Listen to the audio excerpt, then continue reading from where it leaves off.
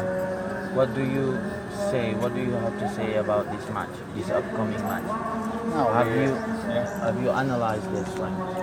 of course, we play now we play this month 8 games.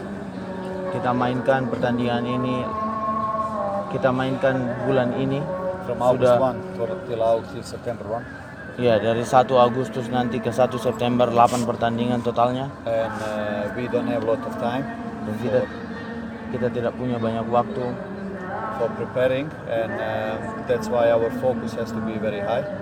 ya untuk mempersiapkan diri. Oleh karena itu fokus kita harus ada di level tertinggi. Our training intensity has to be low. Intensitas latihan kita harus dikurangi, harus rendah. And tomorrow we will train. We will have preparation training for the game. Dan besok kita akan adakan latihan untuk persiapan sebelum pertandingan. Players are loading energy again in these 3 days between 2 games. Iya, di 3 hari terakhir ini pemain akan mengisi kembali energinya, tenaganya untuk pertandingan nanti. And we want and we gonna play a strong game. Dan kita mau memainkan pertandingan yang kuat nanti di sini.